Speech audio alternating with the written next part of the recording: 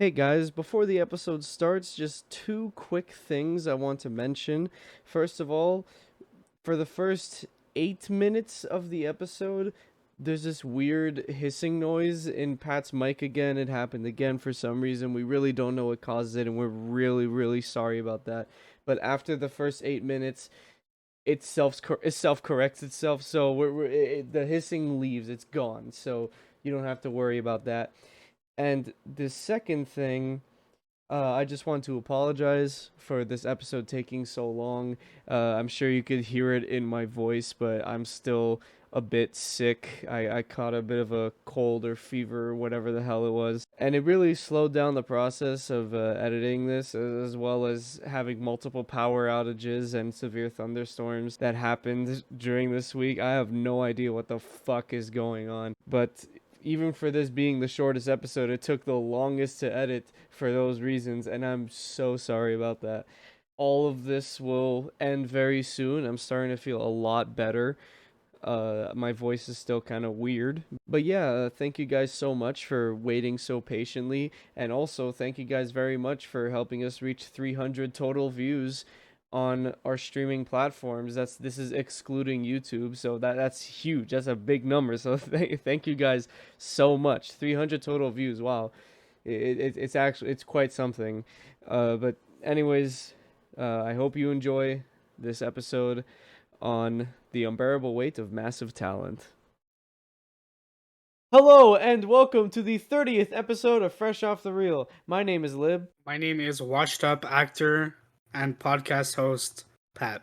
And today we're talking about a movie that we actually saw in theaters that we weren't expecting to see in theaters. It's called The Unbearable Weight of Massive Talent. Now, before we talk about the movie, I just want to give it like a little like tiny bit of a story here. The way Pat and I found out about this movie, we were going to the theater to watch Everything Everywhere All at Once. And then after we ordered our hot dogs, we passed the poster for this movie and we were like, we gotta watch it. Look how stupid it looks. And then we watched it. It's so weird that Nick Cage signed on to make a movie that's just making fun of his career, basically. Did he write it? He produced it. He didn't write it. Like I guess like he's a good sport about it, right? So like, and he clearly like had fun making it, but it's just kind of funny in hindsight that because this movie really is just like making fun of him and then making fun of Hollywood and making fun of movies in general. Yeah. So it's a lot of things I think some actors would be too proud to participate in, but Nick Cage just rolled with it. I guess to like be Nick Cage, you have to be self-aware, right? It's a weird movie because he plays himself. All the other actors don't play themselves. They play original characters. Yeah. Even his like wife and child are are original characters. Yeah. He has an actual wife and children, but in this movie they are characters. It's not them. It's not played by them either. Yep. But this movie is actually really good. Yeah, honestly, I liked it more than I thought it was going to. I think it's a fun ride if you want a nice family, quote unquote family comedy. I think this is really enjoyable. Maybe not for the kids. There's a couple of swears, but yeah, I think it's fun. Go see it if you haven't. It's a good time. Hey, shut up, Windows. God. that noise. Oh, are we gonna keep that in? Yeah, we'll keep it in. I was about to say shut up Zuckerberg, but that's wrong. And then I was gonna say shut up Tim Cook, but that's also wrong. It's Bill Gates. It's Bill. Well, he's dead. Bill Gates? Oh wait, no, I'm thinking about Steve Jobs. He's not dead. Okay, yeah, no, this has to stay in. That entire sentence was so stupid, man. There's so much wrong with the words that came out of my mouth just now. There's so much wrong with what you said. Much like the things Nick Cage says to his family in this movie, because he's a bad dad. Yeah, he's a really bad dad. See, that's a segue. But before we continue on that segue, Lib, what'd you rate this movie? I gave it 4 stars. I believe I gave it 3.5. Let me confirm. You did. I gave it 3.5. My review is I ship Pedro Pascal and Nick Cage for real. They are my Hollywood power couple. I ship them for real too. I honestly thought they were gonna kiss in the movie, and I'm like I said it as a joke at first, but then I really thought they were gonna kiss. They should have kissed. There's a certain point at the end of the movie where they should have kissed. Yes, instead of hugged, they should have kissed. They should have kissed. But anyways, let's talk cinema. So this movie was directed by Tom Gormican. I think I'm saying that right. Uh, he hasn't done a lot. He's only done one other movie called That Awkward Moment. Yeah, but that movie's got big talent behind it. It's got like Zac Efron, Miles Teller, Michael B. Jordan. Apparently, it's not great though. Yeah, I'm looking at the reviews. It's on my watch list. I want to watch it, but like it looks like it bombed. But that and this movie are the only two things he's even done. He wrote and directed both movies, and that's it. That's all he's done. It's weird seeing like Miles Teller is in the thumbnail, I guess, for this movie, like the picture. Yeah. And it's weird seeing him like he's a little baby in this movie. Then I saw him in Top Gun recently, and he's a grown man now. He's a big boy. This 2014. That's the same year as Whiplash. Yep. And he's in Whiplash. Yeah, Ooh. that's what I'm saying. That was a big year for Miles Teller. Yeah, especially with Whiplash. Like shit, man, that movie. That's a good film. That is a film. It is a fantastic movie and everyone should watch it. But we're not talking about that today. He's also in Top Gun Maverick. He's also in Fan Four Stick, another movie we're not talking about today, and hopefully never talk about ever. I'm not gonna watch it, but let's read what this movie's about. So the tagline says the most Nicolas Cage movie ever. That is true. That is true. That is true. So, That is true. creatively unfulfilled and facing financial ruin, Nick Cage must accept a $1 million offer to attend a birthday of a dangerous superfan. Things take a wildly unexpected turn when Cage is recruited by a CIA operative and forced to live up to his own legend, channeling his most iconic and beloved on-screen characters in order to save himself and his loved ones. That's the whole thing. This movie has a very weird plot. Before we watched it, we didn't look up anything. We went in completely blind. That's how you should watch this movie. This movie is so unbelievably stupid. It's hilarious. It is, yeah. I also think it's kind of funny that the FBI recruits him because of his like legacy, because he's such a legend in movies. And I think it's kind of funny because I'm sure there are actually people who look at celebrities that way. Like that's clearly the joke they're making. Yeah. Like, oh, like Nick Cage is such a big like action star. He must be like larger than life. And they meet Nick Cage. He's basically a fucking bum. Like I think it's like a funny kind of commentary. They don't really like it's not like a plot point, so they don't really do anything with it. But I think in hindsight it's funny. Hey. Cool jump cut. Don't you love technical difficulties that lead to jump cuts? Yeah. Let's not pay attention to whatever was going on with Pat's mic. Yeah, the audio might sound a little bit different because I don't remember where my mic was positioned before. It's still in front of my face, so it should be fine. It sounds good. It sounds the same as it did before. Okay. That's all I can ask Just for. without the annoying hissing in the background. Because there was a snaky snake going. I was on Discord for several hours with no hissing, and you hit the record button, and suddenly maybe there was hissing, and then no one like pointed it out because we weren't looking for it. that is very possible. Is there hissing on my end? No, I don't know. Okay. If there is, I could not tell you because I can't hear. Oh, you're right. Oh, wait. I don't think we ever established that on the podcast. And we're not going to elaborate further. I'm just going to say I can't hear and leave it up to your imagination. Pat only interprets what I'm saying. He doesn't actually know what I'm saying. Let's move on to where we left off. So, yeah, the synopsis is pretty accurate to what actually happens in the movie. There's not much we have to elaborate on, but that's really what this movie is. The movie is like pretty straightforward, and it takes itself like I don't want to say it takes itself seriously because it really doesn't, but like it plays itself straight. Like it knows exactly what it is, and it doesn't try to pretend like something it's not. It's very like, yeah, this is what this is. You have to be on board. Yeah. Let's go. Let's just do it. Like fuck it. Don't think. Just go. So what this movie is, so Nicolas Cage goes to Pedro Pascal's character's house. I think his name's Javi. Yep, Javi. He gets hired by the CIA to spy on this guy because he's apparently a human trafficker. Nick Cage doesn't believe it because he thinks he's a genuine nice guy because he is the only person he has ever met that likes movies as much as he does. And they just talk about movies. That half of this movie is them two talking about other movies, and it's so Yeah, good. it's just them geeking out about movies, and I feel like Nick Cage isn't actually like that. Like I feel like he doesn't. I hope he's like this. I mean, I hope, but I really want him to be like this because that's so funny. That's like when we were watching this, we watched this with two of our friends, and then Pat and I looked at each other. We're like, that's us. we're losers just like them. Like everyone around them in the movie thinks they're super annoying. So it's like, is that what everyone thinks when we talk about movies? Yeah, it is. It is. It is. Yeah, that's it. It's just like two guys being dudes talking about movies. It's so fun. It's like really wholesome and genuine too. Like they really sell you on these guys just being friends. It's really cute.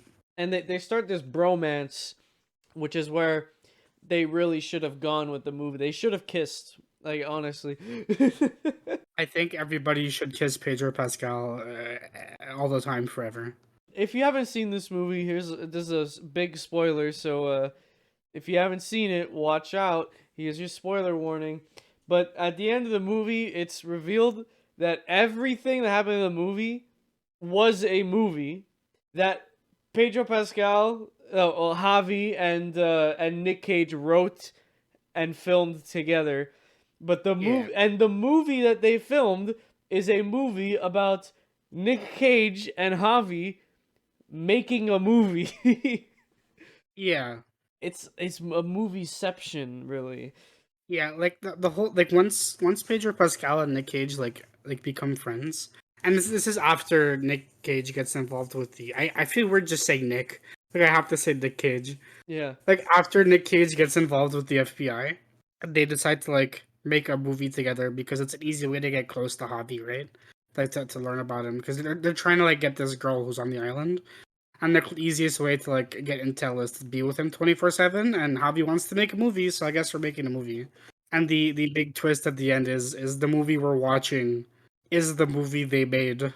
Yeah, so everything that happened in the movie like didn't act like there was no like CIA, there was like the like an actual thing. They just made this movie.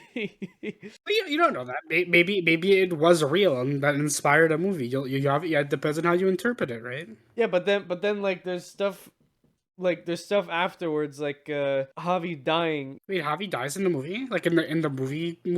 in the movie. Remember he gets shot. Like him and his girlfriend, they do like a last stand and they get bam, bam, and then they die. Yeah, but I thought Javi lived. No, Javi lived in real life. Oh, okay. He died in their movie, but he lived like because he was in the theater watching the movie with them, right? Right. Yeah. That's what I'm saying. This movie. All right. Yeah. Yeah, Okay. the, Oh, yeah. the thing we watch on screen is their movie. But again, it's really just two dudes being bros. Yeah, I guess like at the start of the movie, like you meet Nick Cage, who's like at a low point. He's like his career is dying. He's like keeps getting shitty roles. He's not making money. He's like losing his passion for being in the industry. And like the one person he thought he could share that passion with is his daughter, who hates him basically. So he's about to quit. But before he goes to Javi's birthday, because like that's his breaking point. Like I'll do this birthday party and then I'm done. Like I'm quitting. And I guess like meeting Javi, who loves Paddington 2 and a bunch of other good movies, but specifically Paddington 2, That's his favorite movie of all time. it kind of like reignites his passion for being an actor and like being in movies, and I think it's really cute. Like it's just a cute time. And I kind of wonder if Nick Cage like had a moment like that for real. Because I feel like that's something actors go through, right? It's like they'll have been working in the industry for so long. Like Nick Cage has been in a movie in doing movies for a long time, right? Very long time. And I wonder if that's like if he had that moment and maybe that his real life experience inspired this movie. Man, what if this is his last movie? I doubt it, but like I think this would be a kind of like funny self-aware send off for him. Because especially like after having watched this movie, it's very obvious that Nick Cage is self-aware, right? Like he knows he's the butt of a lot of jokes. He knows that his performances aren't always the best, and like they're kind of ham-fisted and stuff. So like I wonder if if this was real, like at least like at some point in his career, he felt like he had nothing left, and he didn't know what to do, and he had this moment with a real person. I think thinking about that makes the movie better too. And it's already good to begin with. It's honestly a really great movie. Almost every movie that Nicolas Cage has been in is referenced in this movie, mostly by this one scene where they go into Javi's man cave and it's just Nicolas Cage memorabilia. They have the a Nicolas Cage pillow, you know, the one that you could get on Amazon. The one movie they don't reference that I thought was weird Ghost Rider. was Ghost Rider, which is funny because they make a joke about like stupid Marvel movies coming, like 10 of them coming out a year, but they don't reference the elephant in the room. Yeah, the fact that he's been in 2 Ghost Rider movies and a Spider-Man movie. Yeah, and they are they well the Spider-Man movie is good, but the two Ghost Rider movies are debatable. He's also in Kick-Ass. So He like is in Kick-Ass. he's done superhero movies. Yeah, well, I'm sure that joke was also about him being in cash grab superhero movies. Yeah. He just did for a paycheck. But it's weird that they don't reference any of them. They should I feel like they probably couldn't name drop Ghost Rider, but maybe like something like just a scene of him on a motorcycle. Yeah, maybe Disney would have had a problem with them making fun of Ghost Rider. Yeah, probably. Who knows? He might come back as Ghost Rider one day. I mean, there is a Ghost Rider in the MCU. There already is one, so I don't think Nick There Cage would is? return. Yeah, in Agents of Shield, there's a Ghost Oh, Rider. God, Jesus. Okay. Is it Nick Cage? It's not Johnny Storm, Johnny Blaze. It's a different Ghost Rider. Okay. It's like the dude with like the mohawk fire hair. I can't remember his name right I now. don't know what you're talking about. It's he has like a zip up instead of having he has a zip up biker jacket. It doesn't matter. It really doesn't. I don't know why I went on this fucking tangent. But yeah, they don't reference the Ghost Rider, and I was a little bit disappointed because I think it would have been funny. The one of the really funny references in this movie is they reference what's the name of the fucking movie where he has the 2 golden guns. It's a big plot point in this movie. But what movie does it? Is that what? Oh, fuck. Was that Snake Eyes? Well, it's Face Off. Oh, Face Off. Face Off. That's right. Yeah, where he has like 2 golden guns. They literally have a Face Off Yeah. with the guns later in the movie. Like Pedro Pascal just has this life-size model of Nick Cage in his room holding 2 actual guns. Yeah, they're the real guns from the movie that Nick Cage is trying to sell to you. That they gave him real like they had a real loaded round guns that they used on set and that someone bought loaded. Like they are bullets from Face Off. I don't know, man. Why did you send me a picture of Ghost Rider? It's the Ghost Rider. It's Reyes from the MCU. He sent me. I just wanted to prove that I'm not crazy. He sent me a picture of the Ghost Rider from fucking Agents of Shield. Okay. Anyways, so it turns out actually, so Javi did not kidnap anybody.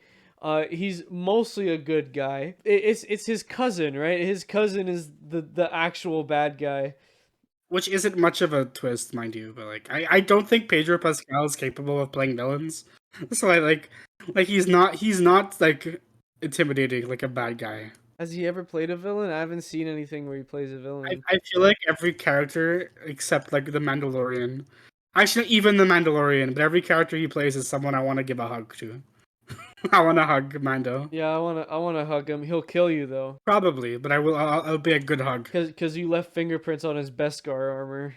Yeah. I feel like he doesn't have that like villainous like demeanor. Like he can't pull that off. I don't think he's too much of a sweet dude. I mean, he's playing Joel in the Last of Us TV show, so But Joel is not a yeah, villain. no, Like he's like not a I villain, but he's a very serious guy. So I want to see like how he plays that'll be that. interesting. Yeah. That'll be interesting. Yeah, because Joel is a very like weird character morally, right? It is a zombie apocalypse story, but also like I think most people tend to agree that Joel isn't a good person. Like he's a good guy making the decisions he needs to, not decisions that are necessarily except for that last one. That last one's kind of big, but What, in the second game?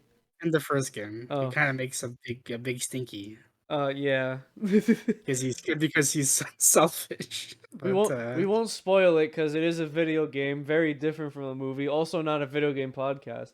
yeah, Joel's a very like morally gray character to say the least. So I wonder if Pedro Pascal is going to be able to portray that well. I think like Mando is a good tone comparison for him to like for a tone. Fuck, brain failed. Tone performance, like if you want to not character wise, but I think a performance similar to how he plays Mando can work for Joel. Obviously, like you'll be more chatty because Joel isn't like the quiet badass type. Yeah. But yeah, I think like in terms of tone, Mando's a decent fit for how he could play Joel. Yeah. You know, speaking of Pedro Pascal playing Mando, just want to throw this out there because I just find it really really interesting that I mean, this is not really a spoiler, but the first time you see his face is in season 2, like in like the third to last episode. And I just find it really interesting. Oh no, no, you see his face for the first time in the season finale of season 1, in the finale of season 1. But I just find that interesting because normally actors want their faces to be shown like in movies, like that's part of the contract, right? You pay for the face. And I just find it really really interesting that like he was like, not only was Disney okay with not showing the face, but Pedro Pascal was okay with not showing his own face for the character. I mean, he barely even speaks. He barely even speaks in that show. Yeah, his voice is like there's also like a voice modifier, right? So like if you didn't tell us it was Pedro Pascal and until the reveal where you see his face, you might not, you can go the whole show not knowing Pedro Pascal is under the mask. And it's very uncommon for actors to, especially in superhero movies. That's why a lot of characters remove their helmets all the time. It's because they want their face to be seen. Right. Pedro Pascal just seems like a nice guy to work with. Yeah, no, I'm sure. Oh my god, he must have been so funny filming this movie. Did he also produce it? Nope, he didn't. Damn. There were 6 producers for this movie. Nick Cage was one of them, right? Yeah, Nick Cage was one of them, and the director is not one of them. Well, that's normal. That is, yeah, that's normal. But anyways, this movie is like so weird in its premise, cause then like after you find out that Javi's a good guy and it's the cousin, which is not really a twist because everyone saw it coming from the beginning because the cousin was kind of like hostile to Nick Cage from the beginning. They pit them against each other because the CIA convinced Nick that Javi is bad, and then Javi's cousin convinced Javi that Nick is bad. So they like try to kill each other near the end with the golden guns. Yeah, but they can't do it because they love each other so much. And I think they should have kissed there. They should have kissed there. They should have. They should have kissed there. But then they got ambushed by the cousin's army or whatever. So yeah. And then like Javi gets kidnapped and like Nick has to go save him. It's really funny. The whole movie is just such a thrill ride. I haven't seen a movie quite like this. You know, it's a very unique movie. I think self-aware comedies can be a very hit or miss because like oftentimes when movies are like too self-aware, it makes the joke not funny because like you're not making fun of yourself anymore. You're just like you're just making a joke out of yourself, but not understanding why it's funny. But I think this movie kind of strikes that balance of like it's a really self-aware, but like it knows what it is and it's not trying to be anything other than that. It's like, yeah, like Nick Cage does a lot of dumb movies. Like, yeah, we know. But like the movie doesn't try to pretend that they're not dumb. Yeah. And I think oftentimes with self-aware movies is like they'll make a joke out of something, or like Nick Cage makes dumb movies as the joke, but the joke the movies try to make is like they're not that dumb though. Like you know like there's diamonds in the rough, but no, this movie's like yeah we know Nick Cage's career is dumb. They make a joke about the bees, like they know what they're doing, and it's really cute. And they celebrate the stupidity. Oftentimes, self-aware movies don't celebrate the stupidity; they just make a joke out of it. This one really like celebrates it. It's cute. Yeah, and the ending of the movie is actually it's pretty nice. It has a nice ending. Nick Cage and his family are like good again. In the movie, I think like him and his wife are divorced, Yeah, him and his wife are divorced, and he doesn't have a good relationship with his daughter because all Nick Cage cares about is his like super uber serious career. and like they get back together at the end. Yeah, they bond over Paddington 2, the best movie ever The made. best movie ever made. It makes you cry. I love that whole scene, by the way. It's like when Pedro Pascal introduces Paddington 2 to Nick. It's so funny. It's like you guys gotta see it. They asked like the question you never ask movie people. It's like, oh, what's your favorite movie? Like you can't do that, right? It's such a broad question, and like Nick Cage struggles to answer it. Then Pedro Pascal's like, oh no, I have a favorite movie. You ever seen Paddington 2? And then Nick Cage like goes on this big like spiel about like there's so many movies. How could you pick Paddington 2? And they watch it. It's a cool meta joke. All you movie people out there know what Paddington 2 Yeah, is. you know you know the joke.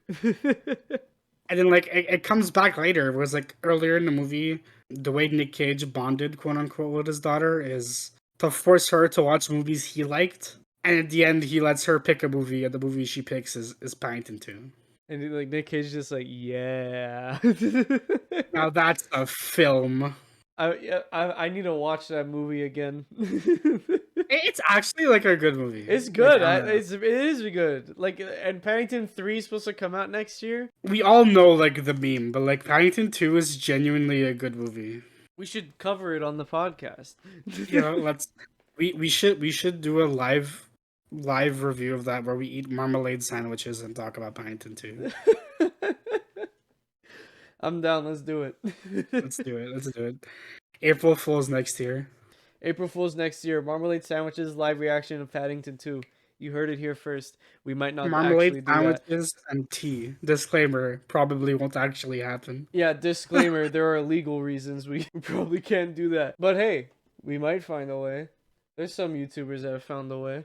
You ever seen Cosmonaut Variety Hour? I love that channel. I love Mr. Contrarian Man. He's not that much of a contrarian. He's no okay. That's a conversation for another time.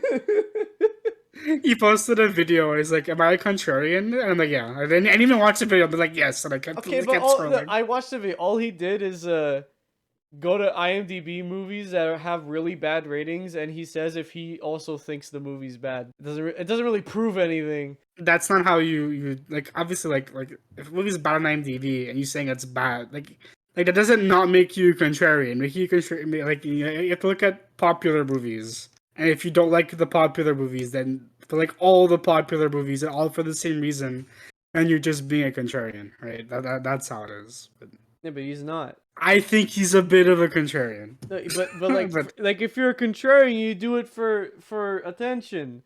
He just doesn't like the movies. That's not necessarily true. It doesn't have to be for attention. Like you think I dislike Drive for the attention? No, I think you dislike Drive genuinely. But I think if you disliked every movie that was good that came out, or like not good, but every popular movie that came out, I think you would be a little bit of a contrarian. But he doesn't do that. There's a couple examples of him being a Okay, contrarian. whatever. We're getting off track here. This is a weird one. Anyway, We're getting off track. Anyways, bottom line, this movie's pretty good. I think it's still showing in theaters, so go ahead and take a watch if this review interested you in any way, because this is a great movie. It's made even better if you like film. yeah, I think if you're into movies as like a whole, as a medium, if you like movies, this is really fun. Like there's a lot of references here, not just to Nick Cage stuff, but to the wider film industry. It's a fun time. I think this is probably my it might be my favorite Nick Cage movie. Like my favorite unironic. I love stuff like Face Off and shit. Like I like Face Off like as a joke. Like Face Off isn't good, but I think like both Nick Cage and John Travolta overact so much that it's funny and enjoyable in that sense. But I think as like a genuine experience, this might be my favorite Nick Cage movie. I've only seen five. Two of them are The Croods, and one of them's Spider-Man Into the Spider-Verse. So Well, a Spider like I'm not counting Spider Verse when I say that because like I don't think that's my favorite movie of all time, right? it's I don't not think a that's Nick Cage fair. movie. It's not a Nick Cage movie. This is a Nick Cage movie, and In that sense, it's this is the only Nick Cage movie I've seen. true. Because I've never seen National Treasure. Like I like National Treasure. I like The Wicker Man. I like those movies, but like I think as a genuine performance, this movie's like a really fun. It's not like this big epic performance from Cage. He's definitely like done better performances. He's definitely like done more enjoyable performances. Because if you want overacting, screaming Nick Cage, you're not gonna get that here. But I think as a genuine movie, this is a really good time. It, Yeah, it might be one of the very few genuine experiences he put out in a long time. It's worth checking out if you haven't seen it. it's really good. Like I said before, 4 out of 5 from me. Pat gave it Three and a half. 3.5. Good movie, very good Yeah, movie. I'd see it again. I'd show it to my friends. Yeah, definitely. But now it's time to move on to our next segment, Backlogged. We're skipping hot off the presses again, because we're testing out the waters to see if we should keep that as a segment, in case you missed the last episode. But yeah, just feeling for it. Just let Yeah, me. we're just feeling for it. We're gonna talk about it more on our own time, and we'll see what happens. Yeah, and again, just like we said in the last episode, but just in case you missed it, once we make our final decision whether we're gonna cut the segment or keep it going, we'll elaborate more and let you guys know all about it. But for now, it's just a test. Any coming changes to the podcast, and by changes I mean permanent changes, you will all be kept in the loop. But for now, we're just gonna feel things out. Yep. So we're just gonna go straight into Backlogged because last episode Pat recommended me a movie that I wanted to watch for a long time and forgot existed. Last Night in Soho. Yeah, the original plan that was like we were gonna see this in theaters together. Due to COVID-19, we were not able to see it in theaters together. But I saw it. I liked it. I liked it so much. I recommended it to Lib. About a year later. Yep. And I finally watched it, and you know what? It's pretty good. This is the most mixed reception Edgar Wright movie I think that he's ever done.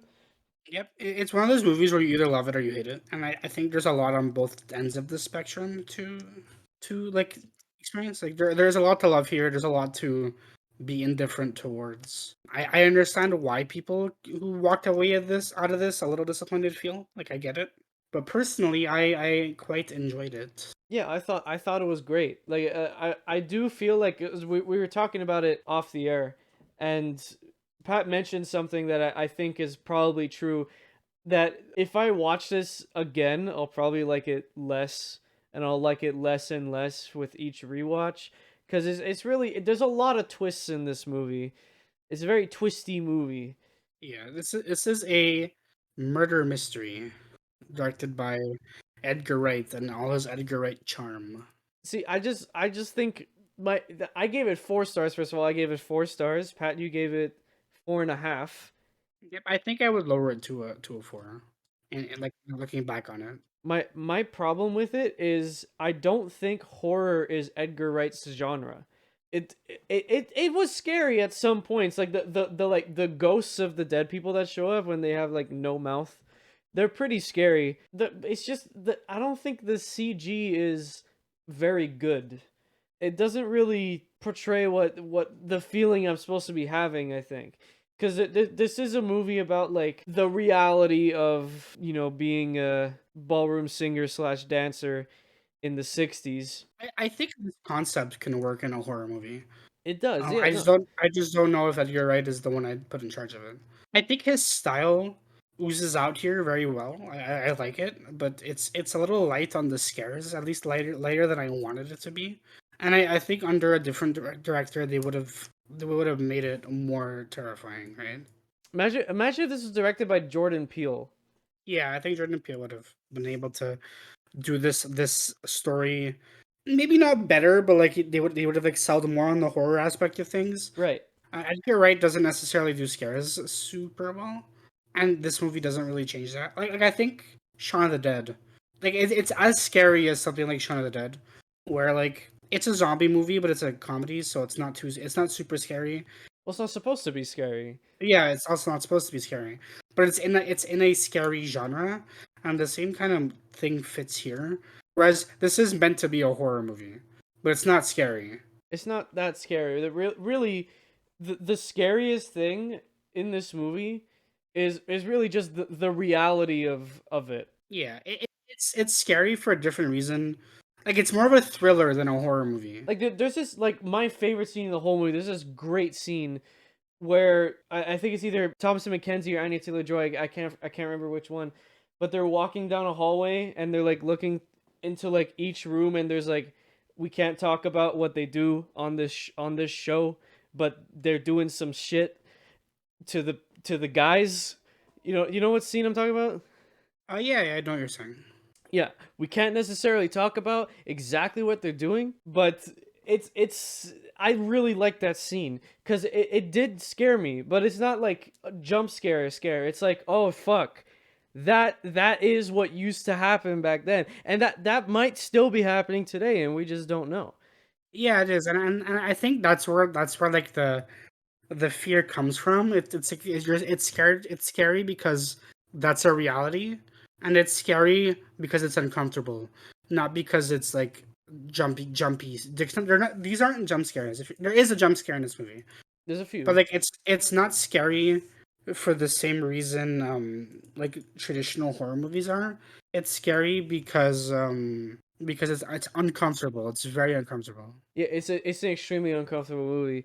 But I think like once the I don't want to spoil the movie for people who haven't seen it, but once the like the big reveal of who the killer is, once the killer is revealed, the movie becomes not a horror anymore. Now it's like an action movie, and I think that's where the fault happened. I think that's why a lot of people don't like it is because of the third act when the killer's revealed. I think the third act is the least interesting part. Yeah, I really like the first two acts because I loved the constant swapping between the '60s and the modern day and how they both kind of affected each other.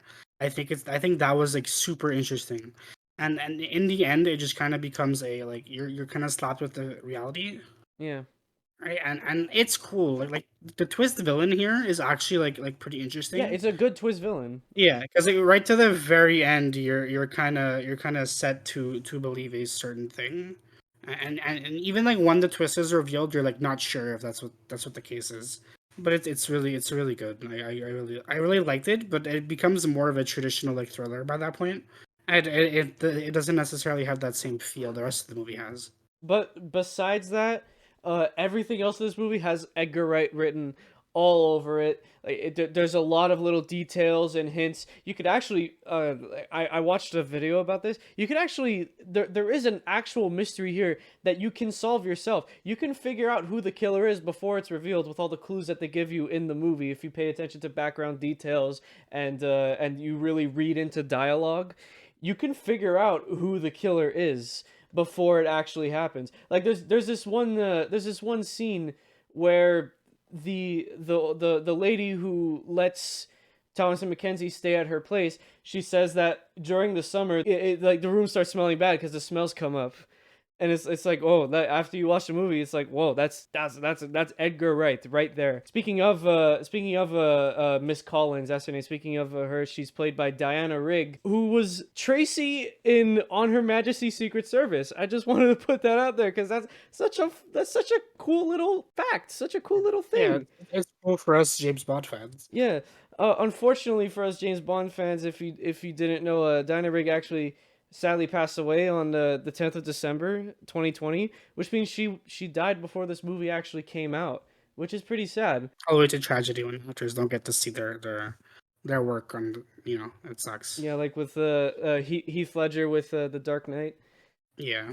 She was quite old though. But this was a great performance from her. She's very convincing. And every performance in this movie is great. Thomasin McKenzie is excellent as always. Everything she's in is great. Anya Taylor-Joy, although her face scares me, she was really good here. Yeah, I think all the performances here are really good. Matt Smith is great. I love Matt Smith, except in Morbius. Matt Smith in Morbius is fantastic. How dare you? Yeah, that's pretty much it. So that's my review of Last Night in Soho. 4 out of 5. I really liked it. Though I'm scared to watch it again because I feel like if I do, I won't like it as much. Yeah, I think it's definitely weaker than like the Cornetto movies. I would personally put stuff like Scott Pilgrim over it, but it's about on par with Baby Driver for me in terms of my enjoyment, which is not a bad thing because I love Baby Driver. But it's just something has to be at the bottom, right? Yeah, at this point, I've seen 5 Edgar Wright movies: Baby Driver, Scott Pilgrim, this Last Night in Soho, Shaun of the Dead. That's 4. That's 4. Okay, I've seen 4 of these movies. So I haven't seen Hot Fuzz and World's End, and I haven't seen Grindhouse and the Sparks Brothers yet. So right now, Last Night in Soho is my least favorite Edgar Wright movie, and my most favorite still Baby Driver. But that might change because we're actually gonna review Hot Fuzz soon, so we might that might change because a lot of people really like Hot Fuzz, and I've only heard good things. Hot Fuzz is a very different movie compared to this one, but I love it. Well, yeah, every Edgar Wright movie is different compared to this. Like this is horror. But Pat, it's time for you to recommend me something. No, it's for you to recommend me something. Sorry. You're right. It's time for me to recommend you something. I switched it up. I made a bit of a mistake there. Bit of an oopsie. A bit of a yikes. Bit of an ouch. Okay, so there's not a lot on your watch list that I've seen anymore. We're kind of running out of movies here. We're kind of running out. So I've been adding to my watch list like slowly, like making it more. Yeah, I know, but I haven't seen the movies you've been adding. Yeah, that's fair. But there is a movie here that I have seen that you haven't, and it's a kind of obscure one. We've talked about it before. Oh, interesting.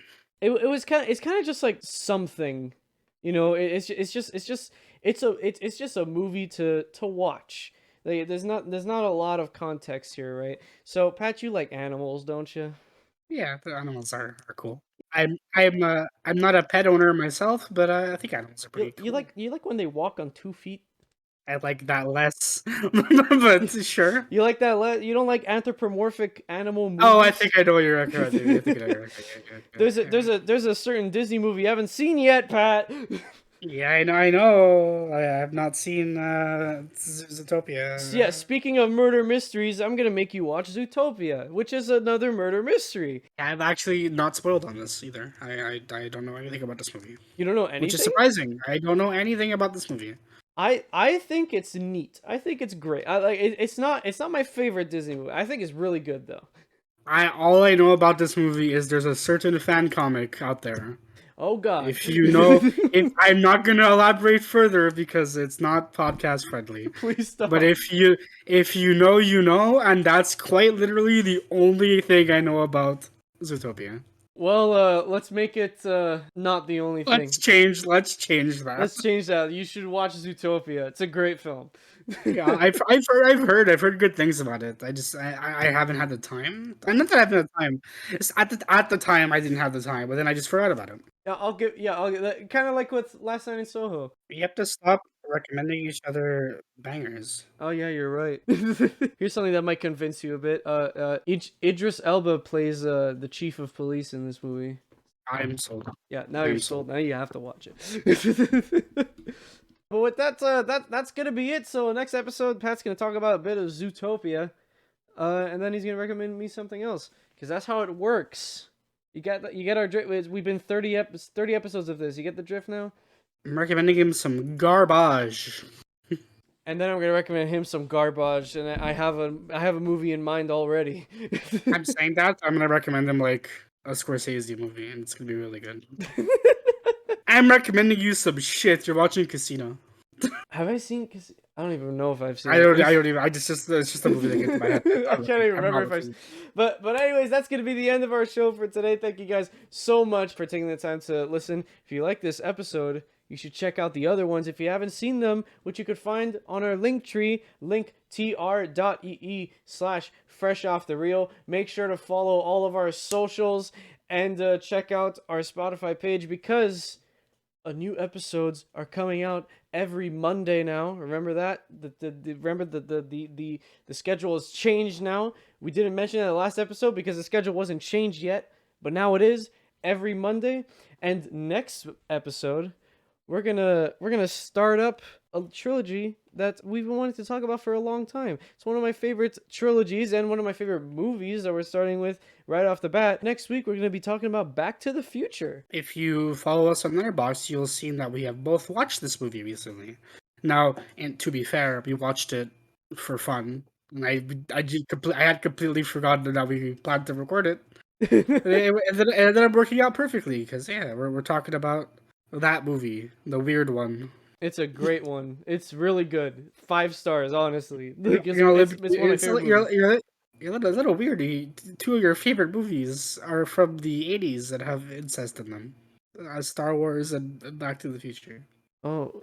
That's an observation to end the recording on. We'll see you all in a theater near you. Bye-bye. Goodbye. This is a sound test. I'm also drinking a Sonic G Fuel, which is in a can, which has double the amount of caffeine that this dosage would have if you were using the powder, and it is not hitting me. I think my body might be dead. What does it taste like? Peach. It's peach flavored. Peach? Okay. You know like the candy peach rings? Yeah. Yeah, it's that. It's that flavor. I feel like Sonic would taste something blue raspberry, blueberry. Well, they did peach rings because rings are a thing in Sonic. Yeah, that's true. You're right about that. Blue raspberry, or like a blue lemonade, or like a pissy shitty kind of flavor would be good for Sonic as well. Chili dog flavor. I mean, do it. Amazing. Chili dog G Fuel. Get on this right now. Chili dog flavored G Fuel. Well, Pat, you're in luck. It already fucking exists. Have a good one, guys.